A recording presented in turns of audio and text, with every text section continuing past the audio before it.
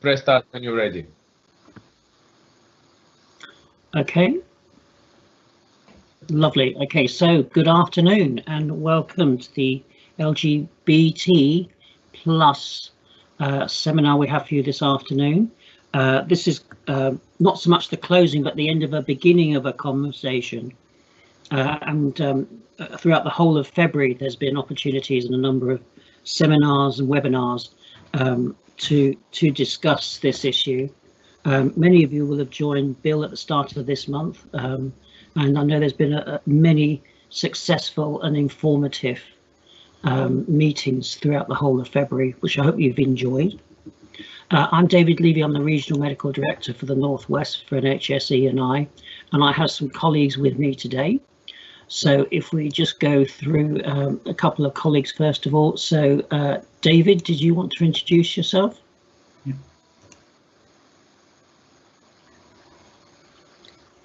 Yeah, I'm waiting on the light shining to me. Hi, my name is David McCluskey. I'm the LGBTQ plus network chair for the Northwest region. We've literally just set up the network in the Northwest region. We've only had 3 meetings. The first meeting was in December, so we're very fledgling. I normally work in the clinical networks within NHS England and improvement, but this is an additional role I've taken on so that we have an LGBTQ plus presence in wider HR meetings and wider staff engagement meetings, and make sure that the LGBTQ plus voice is heard when policies and procedures are being written. And also, you know, things can change, as we've seen in other parts of the world, for our LGBTQ plus friends and colleagues. So we need to make sure that our voice is heard in this country, and if things change politically, we need to make sure that we are still being part of the conversations. The idea of the network is it's a safe space for like-minded people to come together, so that's LGBTQ and allies. You know, it's a place where we can communicate safely with each other. The purpose of it is hopefully to inspire our colleagues and our leaders in considering us when, as I say, when policies and procedures are being written, and you know, when we're thinking of the strategic direction of the organisation. Okay, thank you. Can we ask Bronwyn to introduce herself? Hello, I'm Bronwyn. I've worked for the NHS since 1995, since I left school. I'm a trans woman and I came out to colleagues in 2012 and transitioned between 2012 to 2017. So I'm sharing my experiences of that with you guys. Okay. Bronwyn, thank you so very much. Let's see if we move across.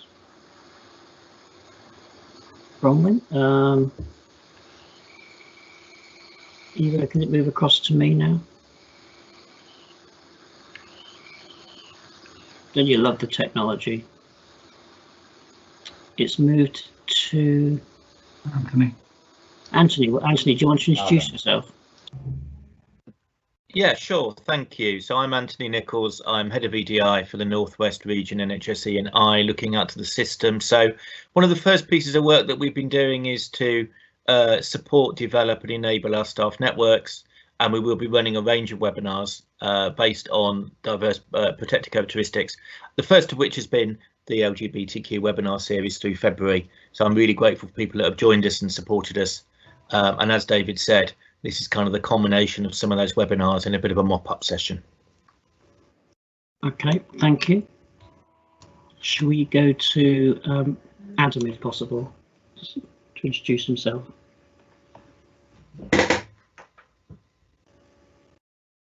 Brilliant, thank you. My name's Adam Harrison. I'm the Patient Experience and Inclusion Manager at Warrington and Halston Teaching Hospitals.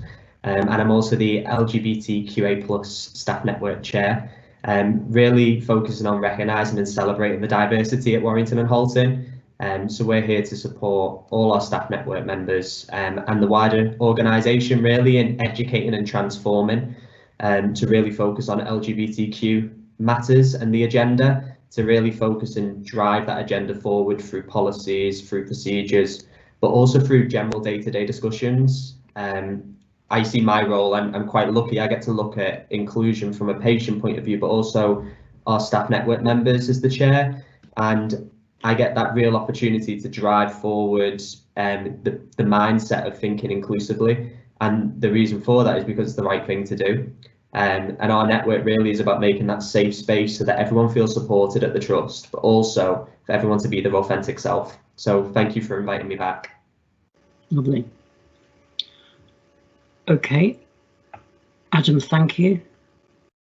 Just waiting for it to come back. Adam, thank you so very much for that. And for those who joined, just to remind you that although I'm going to be asking those who are with me a few questions, others are most welcome to pop questions they may have into the chat box, and we'll be very happy to go through those as well. So just do pop a question in and we'll see if we can answer it. So Bronwyn, in the webinar that you gave, a lot of the feedback we got was that the attendees really liked the honesty of your and the candidness that you shared during your webinar. And in fact, people in the chat commented how brave you are and have been. Is there something that you'd like to share on this particular share today about that? I mean, obviously some very positive feedback there.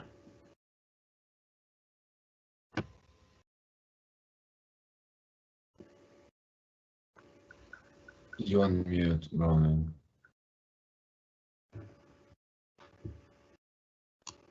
Bronwyn, just unmute your microphone, please. Sorry about that. I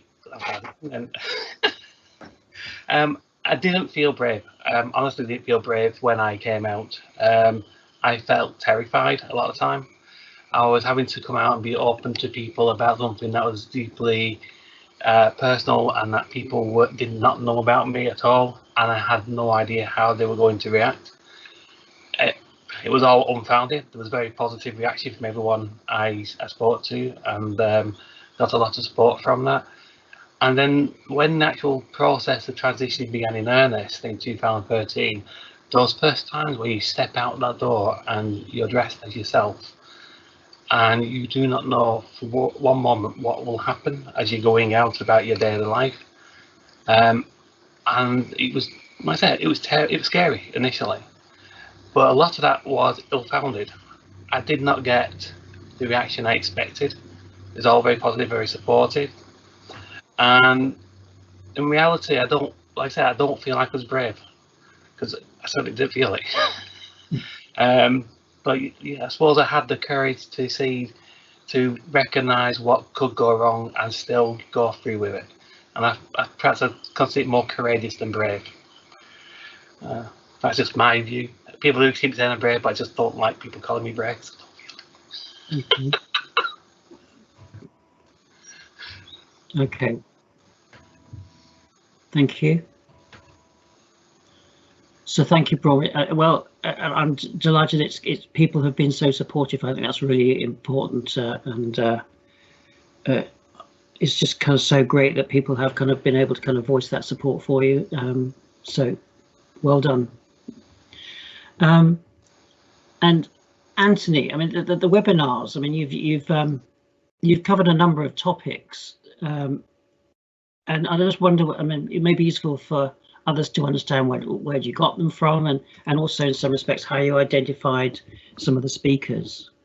Can you share? Yeah, sure, David. So we reached out and did quite a lot of engagement with our staff, LGBTQ staff networks. We wanted to use LGBT History Month as a hook to begin to have conversations, and in conversation with staff who are LGBTQ, A number of issues and discussion points were raised. So things like how they're supported by the people plan, how they can be progressed and their talent is identified, and how they can grow in the organisation and be authentic, and also how they could get their lived experience heard. And lived experience is something we're going to talk about quite a lot.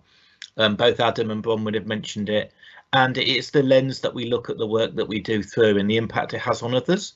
And actually that was the thread we wanted to feed through all of the webinars. When we had the topic list, we reached out to people that we knew in the system who had some expertise, but also were willing to talk to us and share with us very openly their stories and their narratives. And really it evolved from there. So we knew we wanted something that was a month long. We knew we wanted something that was bite-sized because people are incredibly busy and we've got the pandemic to deal with. And we wanted something that could also be that people could take away succinct learning from, but also that could be recorded and could be a resource for us all to learn from post the month. So all of the webinars will be uploaded to our system-facing EDI website shortly, and then we can signpost people there to listen and learn and hear if they've missed them before. Okay, thank you so, Anthony. Thank you so very much. Okay, so obviously we'll look forward to those signposts so that people who may have missed some of the webinars have an opportunity to look at them at a later date. That'd be really good. Okay, so it may be useful to perhaps kind of ask both Anthony but some of the others as well about, I mean, of these, I said it very much at the start that these webinars have been very successful. It's got people thinking, talking about it. I just wonder what feedback we've had in during the month of February about these webinars. So Anthony, did you want to start with that, and it maybe others want to come in as well? Yeah, I can kick that off. I think I'd quite like to ask Adam though first, because Adam referenced earlier on some feedback from the system, and remember these are, so NHSE is outward facing. We want to support our system and our EDI leads in the system to be as to be exemplars in this work. So the Northwest is the best it can be around feeling inclusive. So maybe Adam, I don't know if you want to reference some of the feedback you've had in the system, because that's kind of the stuff that's most important. That shows that we're hitting the spot that we need to get to. Definitely. I think one of the biggest learnings in terms of feedback that's come through is that the voice of lived experience is really the difference. And it's we read reports and we read data on a regular basis, and that's what gives us the quantitative information. It's the real life story of what it's like to be LGBTQ plus in the NHS, what it's like to work for the NHS and be LGBTQ plus, and also we're all patients at the end of the day, so the difference that we make in terms of improving the experience for our staff will ultimately improve the care for our patients. And some of the feedback really has been around there's a voice that can really continue to drive forward the agenda. I think in every webinar we've discussed how it's not just LGBT History Month. We're here to start the presence of what the LGBT voice going forward. And it's been really nice to hear some feedback across my organisation and Warrington and Halton, listening to people asking the question. So, for example, we touched very briefly on pronouns in the webinar that we did on LGBT staff networks, and it stemmed into a further conversation across the organisation with some of our senior leaders in terms of what actually is a pronoun, how do we use it, what's gender identity, and what's the difference between identity and sex. It's sparked conversations that wouldn't normally happen, and I think if anything that's probably the best feedback that could ever come, because it's all about that learning curve. And I think what's wonderful about these the series of webinars, is that it's not just going to end, it's not going to end today as the final webinar. It's going to be a continuous voice. Yes, there's not going to be a webinar next Monday on LGBTQ, but it's going to be a discussion topic that will continue to drive through all areas of the NHS, and I think that's the most successful part of it. Okay. I couldn't have put that better myself. Thanks, Adam. I think the other thing, just in terms of metrics, because I like a good metric, and I do think that we are, so each of the webinars we've asked all of the attendees to evaluate how they thought each webinar went, and we've asked 4 questions. We asked what their understanding was pre-webinar and then post. We asked what further topics they would like, And we also asked what people would do differently returning to their places of work, having heard or engaged with the webinars. And those 4 things are all quite powerful. And I have to say every single response was a positive one. So we had 23 people say that their understanding and awareness had gone from good to excellent as a result of the webinars. And we had many others who had gone from poor to good, or good to good. So there is some real positive learning coming out of this. And the other thing that was really powerful was what people do differently as a result. So lots of positive feedback about how people will want to find out more about being an LGBTQ ally, how they will actively seek the lived experience and the voice of LGBTQ people in their planning and their service development. And also just things like thinking outside the box and considering other people's point of view. They're all really powerful points, and I think extremely positive. Okay. So,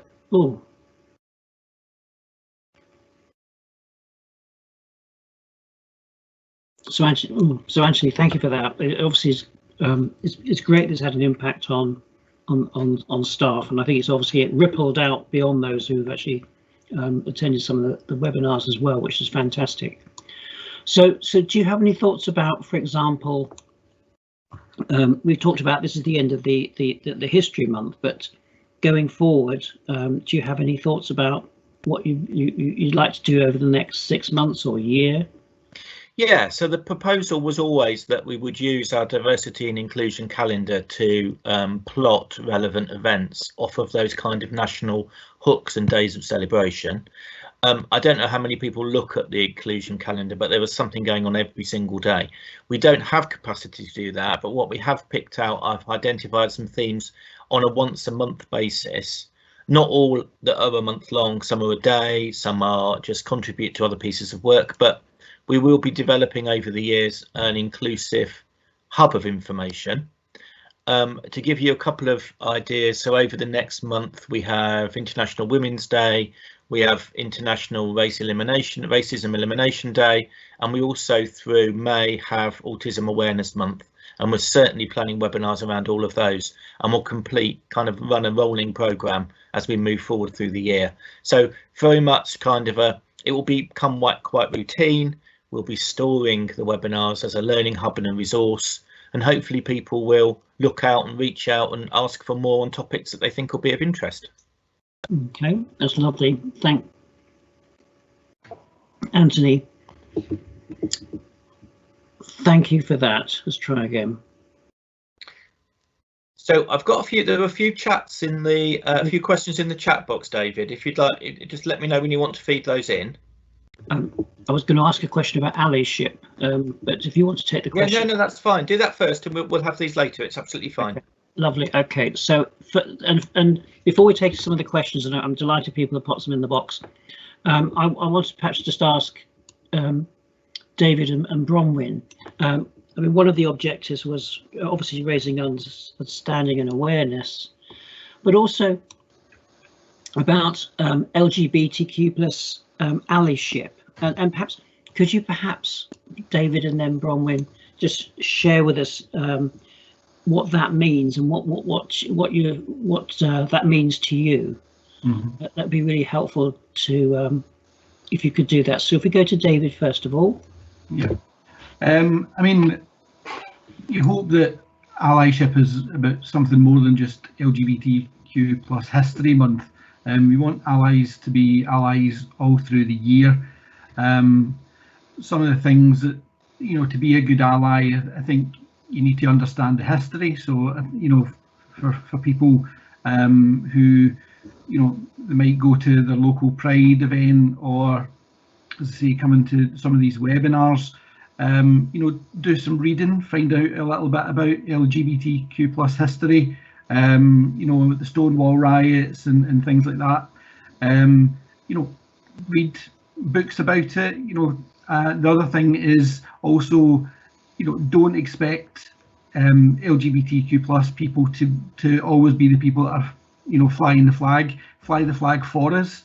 When you're discussing things with your family, with your kids, make sure that your kids understand that there's you know, other types of family structures there, that, you know, it's not just mum and dad and kids. There's other other families, rainbow families out there. And if your kids learn that at an early age, then they won't need to unlearn, you know, the kind of some of the bigoted views that some people have as they get older.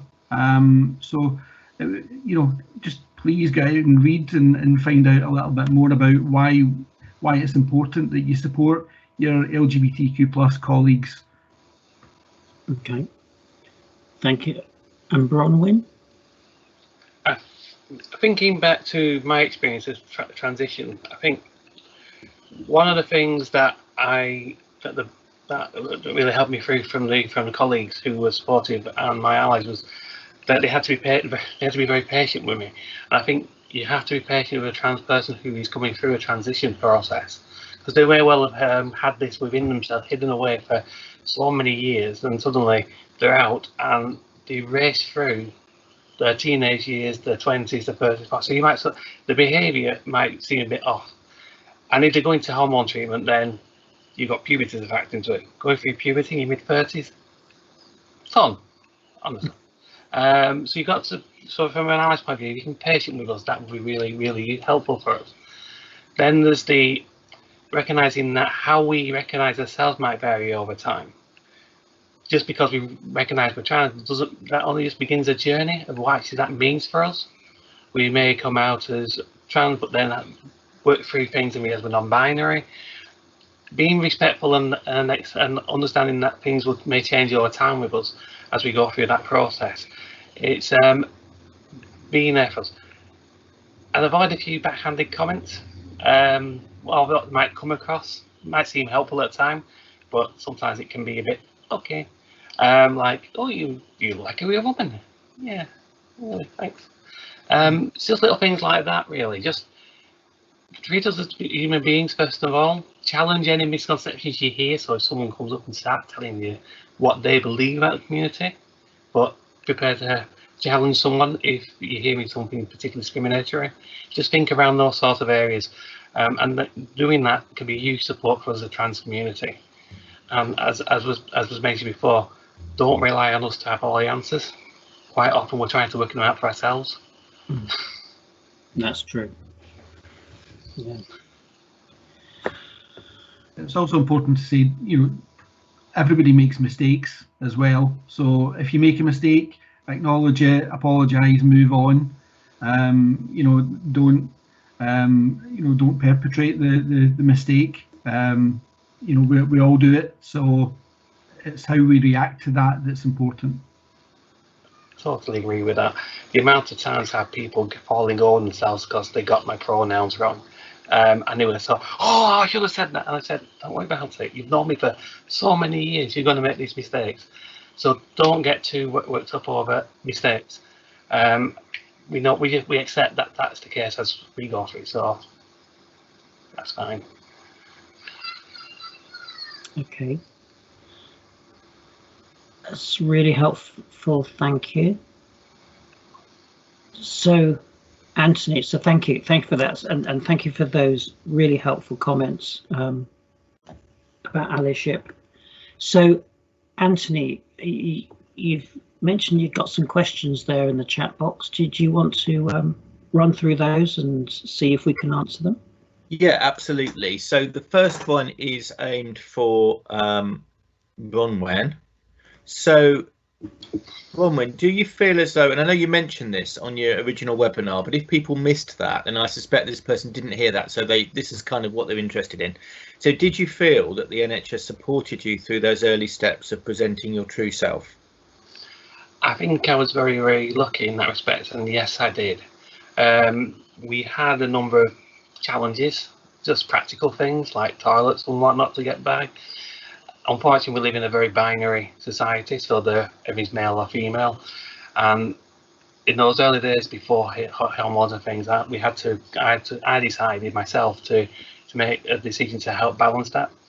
But the staff I worked with were brilliant. They were very supportive. I did have some problems with transition from a medical point of view, getting on the pathway. but the trust I worked for had a wonderful counselling service which helped me through a very troubling time, and I was dipped in and out of that throughout my transition. So I would not have been able to have that same level of support if I was not in the NHS, interestingly enough. So overall, I think I had a lot of support, and we did have a lot of lessons to learn. There were bad panics down the end of the corridors. People were suddenly wondering what to do with things and how do we manage it, how do we tell people. So we had to do some working through, but overall I felt very supported.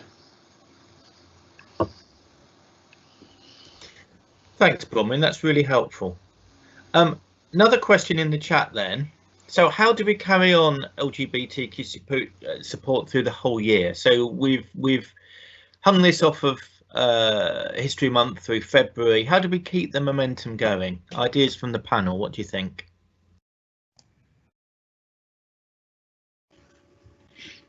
I think it's, if you don't mind me coming in there, Anthony, I think it's really important that the idea behind LGBT staff networks, as well as being a safe space for staff and creating that level of support, it's the opportunity to really guide the drive behind the organisation and make either NHSEI or, for example, other trusts in the local area think differently when they're looking at policies and looking at procedures. And every month won't be a big event, or for example in Pride Month we'll do larger events and we'll do more webinar series and potentially go to Pride in different cities. That's as important as much as every single month feeding into, for example, I sit on the Equality, Diversity and Inclusion Subcommittee, which reports into the board level, and that allows for an LGBTQ plus voice to feed into the organisation's risk, the organisation's decision making and policy and procedures, because that's what's important to staff. And I think that's why it's important to really continue to carry on that support and making sure that there's that opportunity for people to feed in ideas, to feed in what challenges they face on a daily basis in work, and really try and make sure that in the future there's never going to be a need for staff networks to exist, because overall we won't be looking at, for example, Adam as LGBT, we'll be looking at it's just Adam, and that's the difference, and it's up that sense of inclusion as a whole. So for me, I think it's just about making sure that as an organisation, as a trust, where we're continuously having that subject matter, whether it be at board meetings, whether it be at committees, that the voice of LGBT people is being heard on a continuous basis, not just in February for LGBT History Month, and then not just in June to September for the Pride season. It's about making sure that every single month it's consistent and that voice is brought in as part of either a quality assurance or impact assessments. It's continuous and threaded throughout. And interestingly, just to add to that point, so there has been a national request recently, which we've sent out to our system around confirmation in each of our organisations that they either have or staff have access to predominantly three staff networks, LGBT, BAME, and then membership of the National Dawn Staff Support Network. So there is some real embedding conversations going on about how we provide the space, have the conversation, but then embed what we learn. Mm-hmm. Definitely. Yeah. I think I'm really lucky working in NHS England. You know, when I volunteered to set up the network, I didn't realise, you know, I thought I was just setting up a network. I didn't realise that it would be feeding into, you know, talent development groups and staffing groups. So, you know, I really think the LGBT voice is heard within NHS England. You know, obviously I would quite like our network to be a lot larger. As I said, it's we're a very fledgling little network, and there's, you know, only a handful of us that have attended the meeting so far. So I want to use this place as an opportunity to advertise the existence of the network and for people to contact me if they want to join. But just to let you know, I am, you know, hopefully representing our community in the wider organisation, and the fact that the organisation's invited me into these meetings means that they do value our opinion, and they do want to hear our voice. That's really helpful. Thanks both. We've got a question in the chat about the scope, the possible scope to include LGBTQ staff networks in the upcoming Northwest Fest. I'm happy to take away an action to talk with Kirsty about that and other colleagues who I know are involved with it. Do Bronwyn, David or Daniel, sorry, Bronwyn, David or Adam have any thoughts about how that could be best done? We are hopefully going to be delivering some trans and non-binary training as part of Northwest Fest. So I attended a meeting yesterday, the subgroup who are organising the Northwest Fest, and we looked at all the various topics that we're going to be covering during that week, and trans and non-binary training is one of them. Anyway, our job done. I knew you'd be on it. Adam, any thoughts from you on that? I know that you're very active in getting the voice out there and the lived experience heard. Are you active? Are you involved in Northwest Fest? Not at the moment, no, but I think it's definitely something that would be brilliant to explore further. I think there's been one learning for me out of this webinar series, one of many to be fair, has been around that partnership working and really making sure that what's working well elsewhere across the Northwest is echoed in different areas. So for me, I'd really like to link in with David actually and see how we can look to continue, how I can support, but also how we could potentially use that going forward as well. And I'm definitely very, very happy to get involved with Northwest Fest completely and really target what's needed across. And I think trans and non-binary training and just allyship awareness in general is really, really needed, especially in the society and culture that we're in at the moment. People are ready to learn and people are excited to learn, and I think now's the brilliant opportunity to really target that training and make sure that it's something on the agenda. Really good to hear, thank you. Bronwyn, have you been involved with Northwest Fest? Nope, it's not something I've been involved with, but I'd certainly be interested. Okay, we'll drop your name into some conversations then. You'll be too busy, you won't know what to do with yourself. Thank you. A couple of other things then. So we've got a couple of questions on the same topic, and they're about pronouns. So I know that we have had various organisational conversations, and I know that there was a lot of commitment, a lot of energy initially around the use of pronouns or on signature strips. I certainly do still use mine. I know that colleagues do. I know that in some areas they're not. What's our sense about how powerful they are and whether we should be encouraging everyone to use them, or rather to advertise them, as it were, rather than use them? I think it's such an important matter. I think it's something that we should really drive for. We recently, as part of LGBT History Month, on the back of the webinar series, have released a pronouns document supported by our Chief People Officer, Michelle, who will be talking a little bit later on as well. And as part of that really is just to give everyone the awareness of what pronouns are. So to answer a couple of questions that people have been asking myself and other members of the committee, and really just to give everyone the education and then allow them the opportunity to start using them. And since that, I've personally seen a large number of people adding the pronouns to the bottom of their email signatures. And this isn't just all workforce, it's very senior leaders within the workforce as well, and very senior leaders within the trust who've started to use the pronouns. And I think what's really important is that we take that to the next step and start to use that at meetings. So instead of just using it as a signature, it's the start of each meeting saying, hi, my name's Adam, my pronouns are he, him, and then having that as a continuous thread, because at the end of the day, we don't know who's sat in that meeting at that time, and by starting that conversation with your pronouns might actually make a massive difference to that individual. So it's a learning curve, but I think personally from our trust now on the back of the network, we're continuing to drive that, and I think it's proved really successfully. I think that's really good here, and I think the other thing that we all have to do is it's very easy and quite lazy to make assumptions about inclusion through visual diversity, and what we have to assume is that people in the space have both visual and non-visual diversity. So actually the language we use, the words that we speak, and how we engage actually has to be inclusive for everybody. Definitely. David Levy, there's a question in the chat for you about your view about the use of pronouns and whether that's something we could encourage senior staff to use. Yeah, yes, I think you're right, Anthony. I think it's I'm still actually dwelling on the comment that was made about as we start meetings. I think it was from Adam just there. As we start meetings, people using just sharing their pronouns. But I think it's something that we should all be putting in our signature.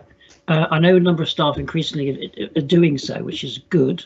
But I think it's something that certainly the regional executive team should be promoting, and perhaps we could use one of Bill's briefings, perhaps just to encourage staff once again. We have done that in the past, but I think to your point and that of others is that we make assumptions, and that can lead to upsetting people. So I think it's really important we kind of are aware, and so we should be really encouraging that use of pronouns.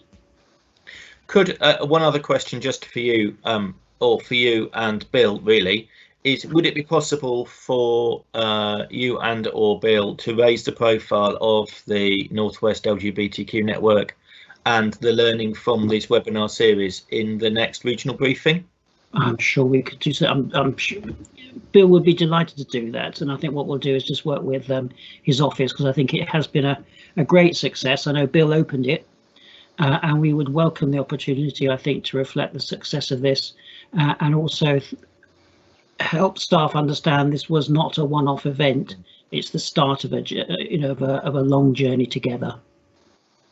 Absolutely, that's really good. And the last question we've got in the chat, and it's quite a nice way to kind of bring together some of the things we've talked about, is how we show difference. So how do we show that the work that we're doing amongst ourselves and with others about improving inclusiveness and acting on the lived experience that we have, how do we know that that's working? So there's a question in the box about metrics.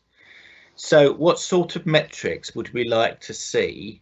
Are they quantitative? Are they qualitative? Are they a mixture of both? Or is it something else?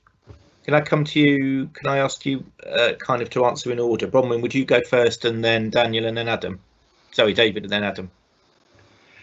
One of the things I found by sharing my story and being open with people is that people do tend to come to me to ask questions, but equally I've also had instances where people have come out to me and we've had deep conversations. So I know it's not something we get very measurable, but it's just the fact that you get to the point where people who are very closeted find themselves able to be open about themselves.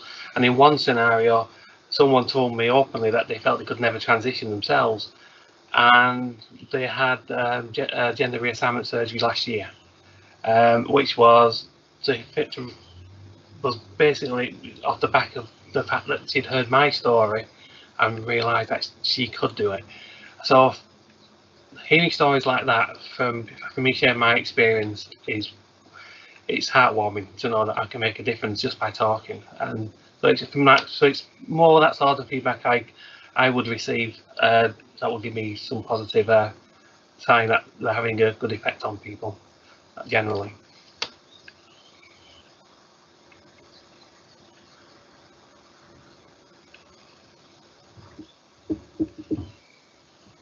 David, what thoughts do you have on that?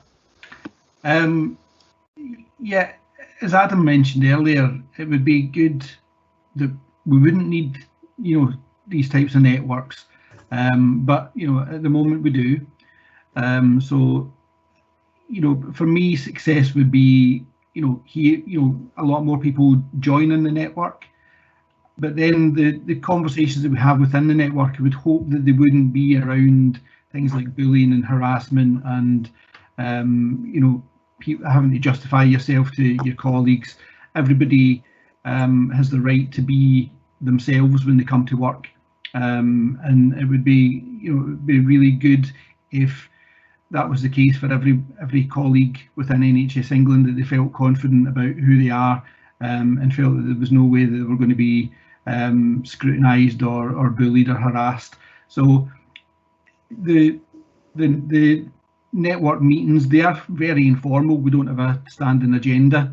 There's a lot of, you know, conversation and having a laugh and a bit of a gossip and stuff like that, but obviously the purpose of the network is very serious, is to make sure that we do identify when we need to stand up for our colleagues. So I would hope that, you know, we can have a wider pool of colleagues joining the network, but, you know, I hope that we're not hearing horror stories of things that are, you know, badly affecting people's well-being when they come to their workplace.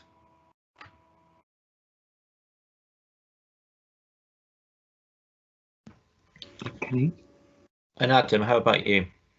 I think there's quite a lot really that we could start to measure from an LGBT perspective, both patients and for staff. But I think that before we get to the point where we're looking at lots of different quality metrics, I feel like we need to get the basics right. And there's elements of qualitative and quantitative data that is needed. And I think we're already at the start of that in terms of looking at these webinar series and starting to really raise the presence of LGBTQ in the Northwest and within trusts to really educate. And I think training for allies, I think training for on trans and non-binary, but I also think that whole piece around the lived experience is what will really make the difference. And I think from a metrics point of view, it's what organisations are doing with staff networks. So are they feeding into board? Are they feeding into a quality assurance? Are they feeding into reviews of policies and procedures that affect workforce?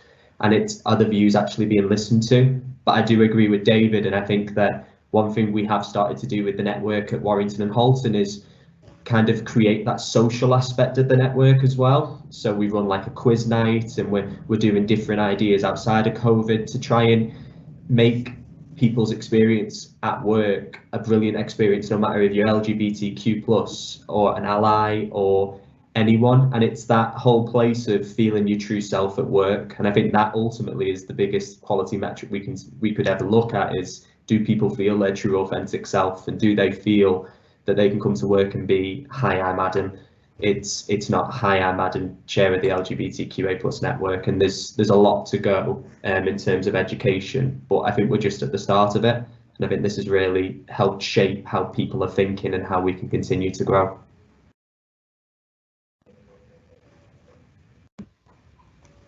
Great, thank you very much. That's really, really helpful. That's the last of the questions we have in the chat. I know Michelle's going to join us. I don't think she's with us just yet. Yes, she is. Oh, she is. Okay. David, if you wanted to hand over, if I want to hand, I'll hand back to you, David, and I'll let you do your. Okay. So, Michelle, can I just introduce you? So others on the webinar who don't know you are aware of your important role. So first of all, we've got Michelle who's kindly joined us. So Michelle Colney is not just the Director of HR and OD at Warrington and Halton Hospitals, but also is the EDI HR Director lead for the Northwest. I think, Michelle, you've kindly joined us today so that you can share some comments and closing thoughts about this LGBTQ plus webinar series. So Michelle, the floor is yours. Thank you very much. Thank you. Can I just check that you can hear me okay? You can. Excellent. Okay, so I'm going to give some apologies to start with. We've got some workmen that have just appeared outside my window, so I'm hoping that won't be a disruption to everybody. I apologise up front if that is the case.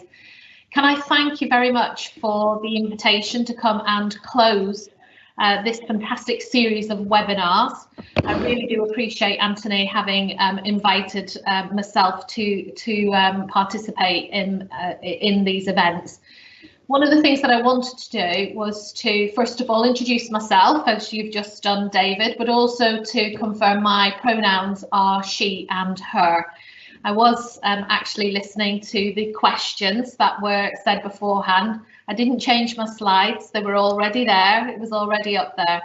And I think one of the important things about putting your pronouns there links to a training event that myself and Adam attended recently around how you using your pronouns proactively takes the pressure off people who need to use their pronouns to bring their whole authentic self to work.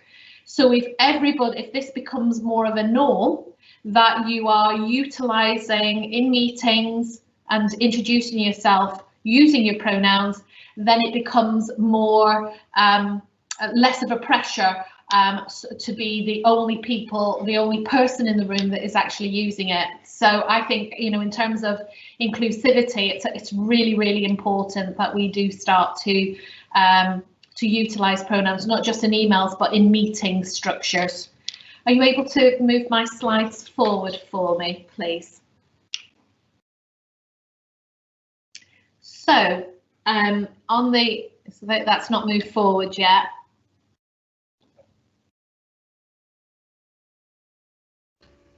Ivo there. There we go. Perfect. Thank you so much. I just wanted to highlight the broad range of topics that have been covered in the programme that we've just participated in. Clearly, it opened on the 1st of February, it closes today. But as David was saying, this isn't the end of the journey. And so what I wanted to do really is just to pull out some of the key things I think that we've covered over the last month. And one of the things that I really wanted to do at this point as well was to thank the EDI team at Northwest NHSEI for pulling such a comprehensive programme together. And I know that Anthony and his team would say, no, it's about the system. It's about the fact that we've actively participated. There's been such a broad range of people that have participated and undertaken sessions. But it wouldn't have happened had the team not prioritised the webinars and made it happen. So thank you, and thank you for the technical support as well, which has been very valuable and welcome, certainly from my perspective. In total, there were 12 webinars that took place, and there were 12 to 30 people that participated in some way by attending those webinars. And let's not forget the fact that this has all taken place while we've been in a lockdown, and we have, for some, we've been in a third wave, for other parts of the country, a second wave of a global pandemic. So to have the amount of interest and participation has been absolutely fantastic. As part of this process, evaluations were undertaken, and there were a range of different responses as a consequence of that. And I'm sure that there's been some lessons and some additionality as a part of the Q&A that's just taken place.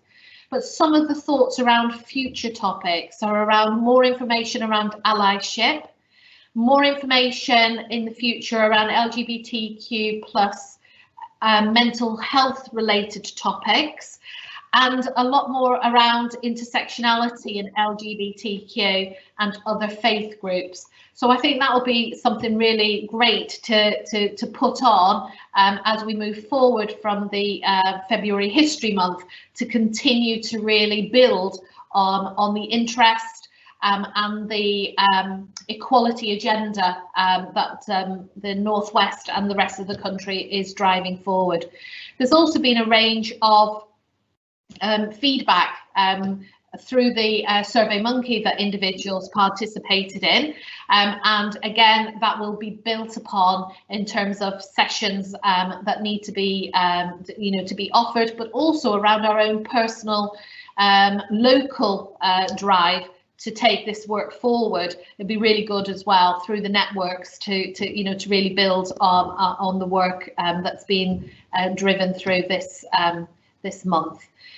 Comments from participants included the fact that it was brilliant, that it was open, honest, that people learned an awful lot from participating, and that the format was great. and that people are looking forward to continuing that journey going forward. So if you could move my slides on, please. So I'm just waiting for my slide to move on there. I think there's a little bit of a delay.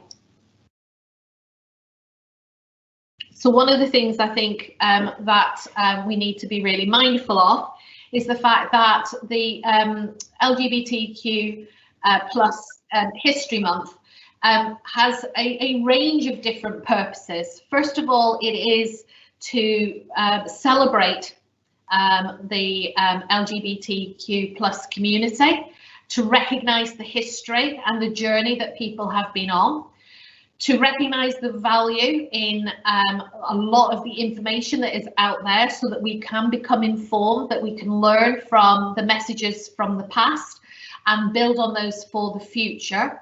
It was also around promoting an understanding of current challenges, so things like the importance of allies, intersectionality, and about becoming informed ourselves so we can create an inclusive culture where people feel that they belong. If you'd like to move me forward, please. One of the key things that we need to be clear about is that the language has changed over the last 2, 3, 4 years. And it is something that I know that Adam has been working really hard on in terms of our staff network. So, for example, at Warrington, our network is LGBTQA+. So I wanted to just share a range of definitions around all of the different letters and the importance of that inclusivity in terms of how we ensure that our networks address and remain current with all of the different staff groups that will be working in our organisation. And remembering the NHS is here to serve our patients and ensuring that our patients receive the appropriate support. So language is incredibly important. If you could move me on, please. So one of the things I think that's been highlighted in a range of the different webinars is that there is still a lot to do. And I wanted to just pull this particular slide together just to give a real reality check around the amount of work that needs to go on to change not only our internal NHS organisational cultures, but the climate in which we're operating. And I think that you can see from here that I've included a headline relating to an area in the northwest where there was an attack on a trans woman during Pride Week last year. So a lot of these headlines relate to other parts of the world, but they relate to our country and they relate to the environment in which LGBTQ plus population groups are operating in, they're living in, and we've got an awful lot of work to do because an organisation is a microculture of its local community. So we absolutely cannot move the agenda forward in the NHS without reflecting our community needs as well and addressing those proactively. If you could move me forward. So the theme for this year is mind, body and spirit. And why is that important? Well, a lot of the seminars address this, but they made the link very, very clearly to, in terms of health and work implications if we don't get this right, and the lived experience of our LGBTQA+ population and workforce, and the health implications from the inequalities that people have experienced and have been highlighted as a consequence of COVID, the disparity in terms of access to health services, but also around the fact that COVID has had a detrimental impact and that hasn't been felt equally in all population groups. There has been absolutely a very high impact in terms of clearly our BAME colleagues. And one of the things I wanted to highlight and was picked up as part of the evaluation was the need to do more work around LGBTQ plus access to mental health services and support. And you can see there why that is so important, that we increase our knowledge base, we increase our access, and we increase our understanding of the health impact to our LGBTQ plus colleagues. If you could move me on. So one of the things that we built into the webinars was the drive, very clearly highlighted in the NHS People Plan, around belonging. And David, in his response to some of the questions I noted, talked about bringing your authentic self to your workplace. Well, why is that so important? Well, there is nothing worse than feeling that you don't belong to a team, to an organisation, or that you are somehow not being true to yourself and fitting in.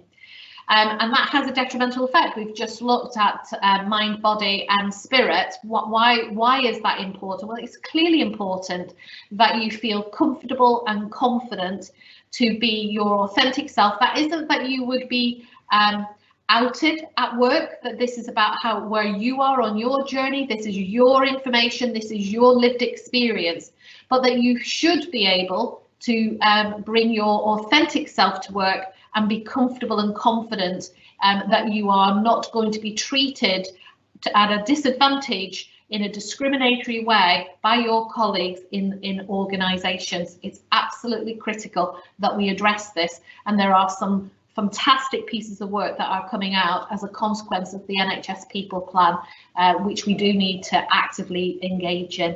If you'd move me on.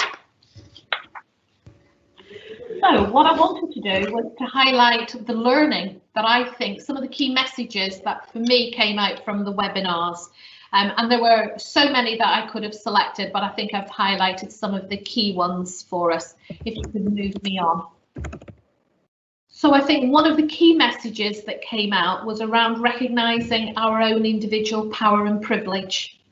And one of the things that I wanted to highlight was that we don't all have this, we may all be in the same race, but our starting points aren't the same, and that we need to personally recognise what that looks like.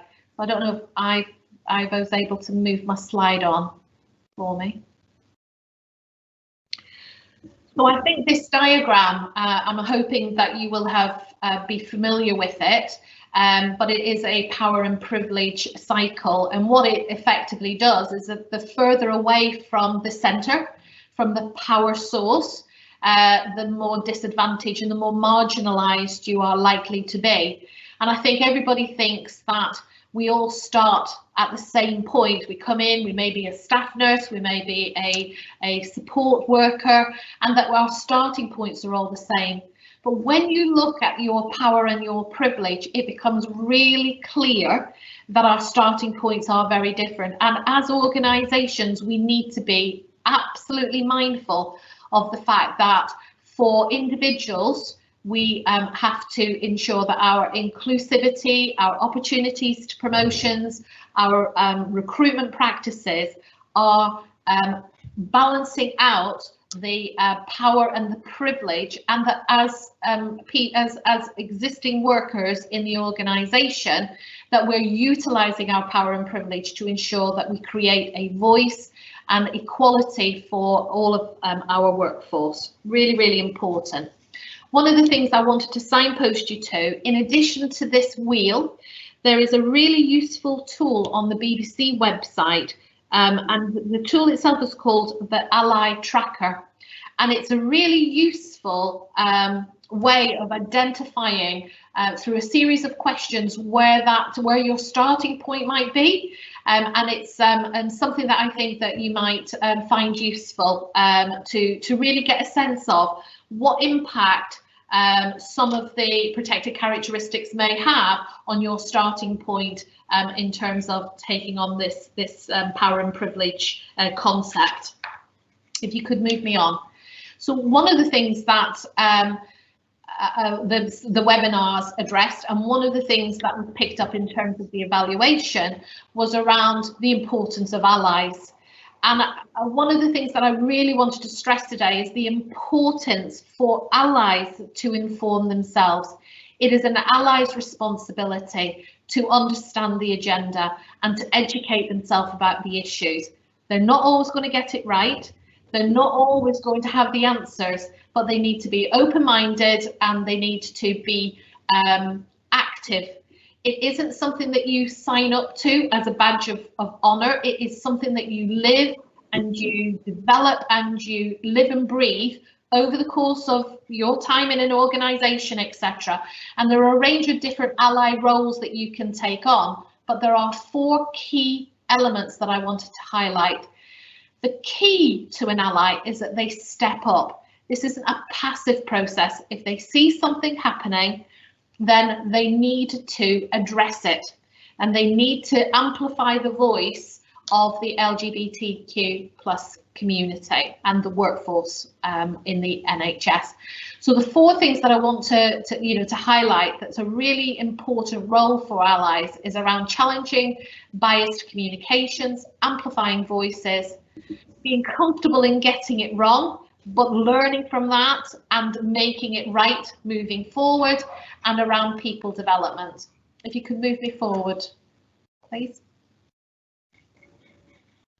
So one of the things that we need to do as allies is to challenge biased communications. Again, really important that if we are to develop trust, and if we are to genuinely create a inclusive environment for our LGBTQ plus colleagues, that we stay alert, that we recognise the microaggressions in teams and in communications, and that we actively set about addressing those.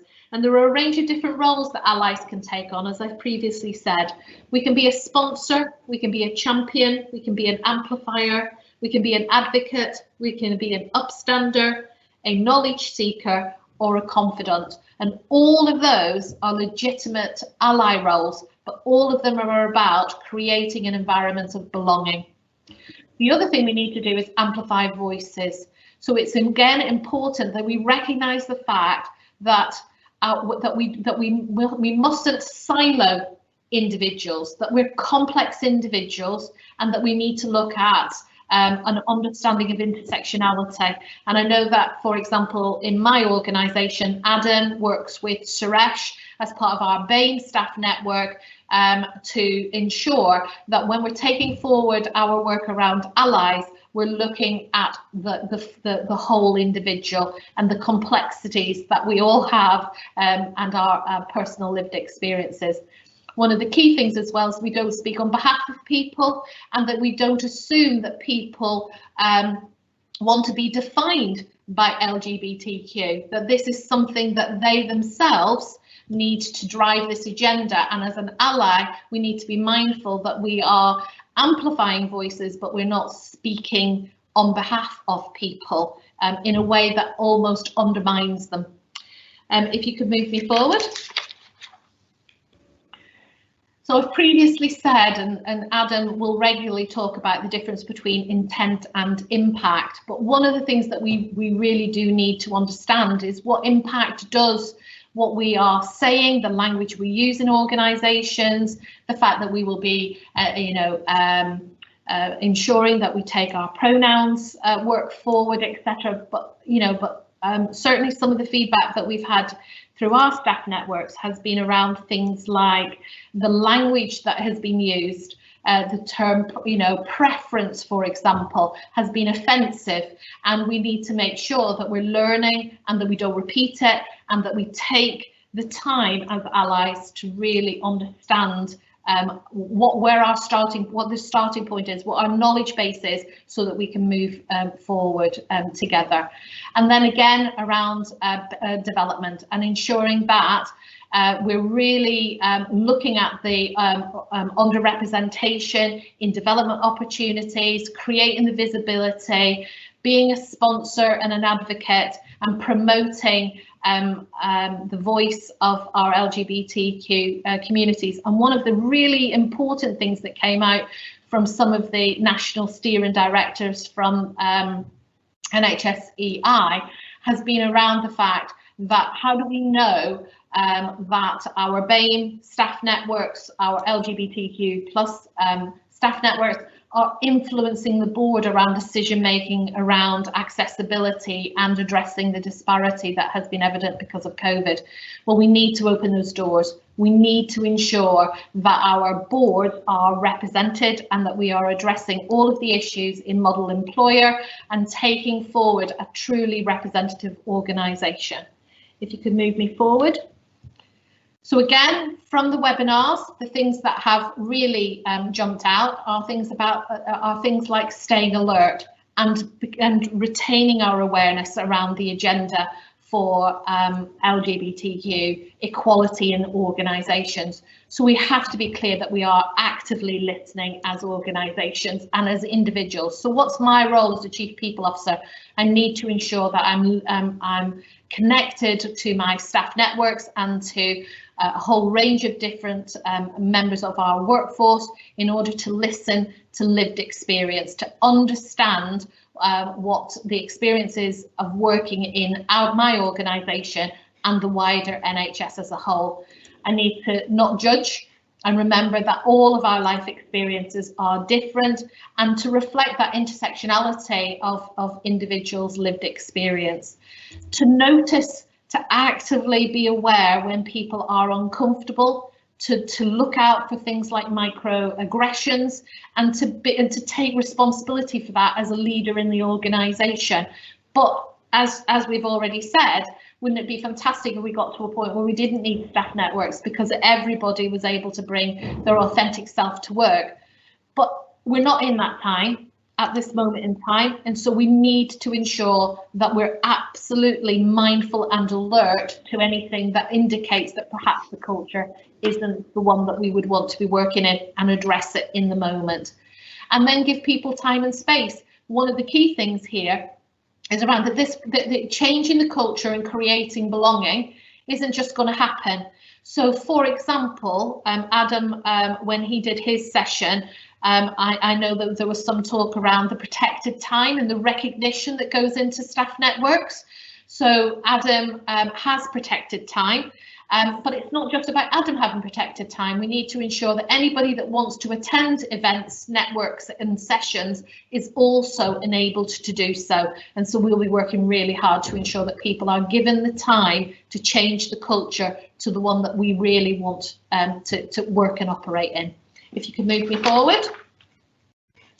And I just wanted to leave really on a to-do list really that I think is really helpful in terms of how, you know, a lot of people when they talk to themselves, well, so what do I do? What's the next steps? What might I be able to do as a leader or a manager or a colleague in an organisation? So what I've done is I've put 15 things that I think all leaders and all managers should be able to address very quickly and start to take those forward. So the first thing is around ensuring that you notice me when I'm left out, that you recruit more people like me, that you stop beating about the bush, that you absolutely have no tolerance, zero tolerance to anything that looks like discriminatory or harassment or microaggressions, and lead from the front. You stop expecting me to be the voice for everyone from my group, that you stop signing off socials and activities that aren't accessible to the entire team, that you make sure that PDRs and appraisals and development opportunities are fair and transparent, stop including stereotypes as part of my feedback, recognise the fact that I'm an individual, don't treat me like a diversity hire, no more silence. Stop pretending to be blind to the microaggressions happening right under your nose. Make it clear my opinions matter.